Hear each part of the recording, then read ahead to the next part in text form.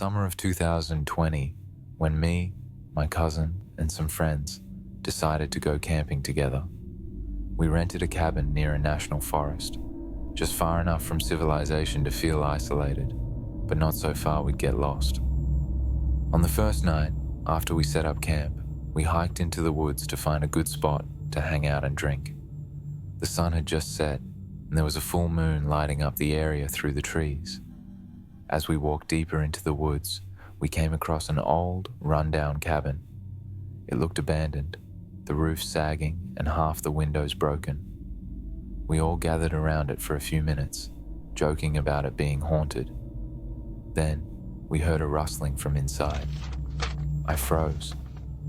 "Did you hear that?" I asked. My cousin brushed it off as being an animal, but he didn't seem too convinced.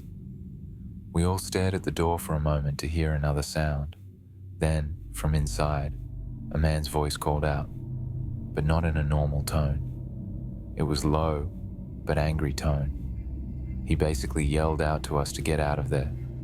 None of us said a word. We didn't want any problems, so we turned around slowly and started walking back to our cabin. That's when we noticed something. From the corner of my eye, I saw a man in the distance hiding behind a tree looking at us. He was dressed in all black. It looked odd. He was too formally dressed to be out in the woods. I stopped my friends and told them about the guy behind the tree. That's when we made a horrifying discovery. He wasn't the only one. There were at least 5 other people dressed in all black hiding behind trees, just staring at us. We didn't know what we had done, but we just knew we had to get out of there. We all started backing away with our hands in the air as a gesture to tell them that we weren't any threat to them. I felt a chill run down my spine as I looked them dead in the eye while backing up slowly. Once we were a bit further back, we all turned around and ran as fast as we could back to our cabin. We tried to laugh it off because we couldn't process what we had just witnessed, but none of us felt right. To our knowledge, no one had followed us, so we decided to just spend the night there and leave as quickly as possible when the sun came up. That night, as we sat around the fire, the woods felt more alive, like they were watching us. We kept hearing small noises, branches snapping, footsteps in the distance. But every time we looked, there was nothing there. It felt like our minds were playing tricks on us. The next morning, we packed up and drove out. But when we passed the old cabin again, we noticed that it had been completely destroyed now. There was just a pile of woods and dirt now. I wanted to get out and go check out the scene, but I was too scared, so we just kept on driving. That was the last time I ever went camping in those woods.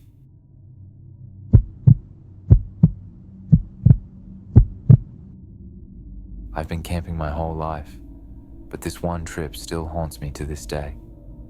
It was supposed to be a simple weekend with some of my friends at a well-known campground tucked away in the woods. We'd been there before, so we thought we knew the area pretty well. We arrived late in the afternoon, and after setting up our tents, we sat around the fire, drinking and telling stories. The only thing that felt odd was how quiet it was. Normally, you'd hear wildlife at night, crickets, owls, maybe a few distant rustlings. But this time, it was eerily silent. Around midnight, one of us, let's call him Mike, suggested we take a walk down to a nearby lake. It wasn't far, just a short trail through the woods. So, we grabbed our flashlights and made our way. As we walked, we noticed that the air started to feel thick and heavy. It was starting to get difficult to breathe properly. A couple of minutes later, we reached the lake, but something felt off. Everything was too still. The water wasn't rippling at all, not even from the wind. The trees also looked frozen in place. That's when Mike spoke softly and asked us if we ever wondered why this place was never crowded. We all glanced at each other. It was true. It wasn't like other campgrounds, which were often full of people. This place always seemed to be nearly empty.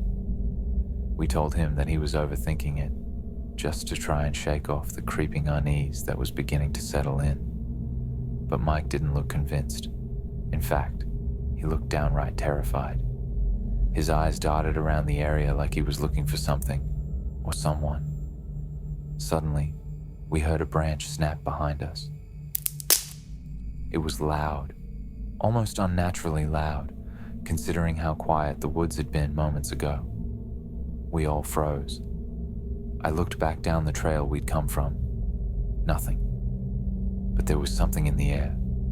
We could just sense a presence of someone or something nearby. The weight of this feeling got unbearable. We all looked at each other and started heading back to camp without saying a word. As we walked, we could all just feel a presence behind us, but no one dared to look back. We started to pick up the pace and ended up sprinting the way back. By the time we made it back to the campsite, we were all visibly shaken. We packed up our things and left that night, not even bothering to put the fire out. The next morning, we went to the campground office to ask about the history of the place. The woman behind the counter looked at us with a strange, almost pitying expression when we mentioned our experience.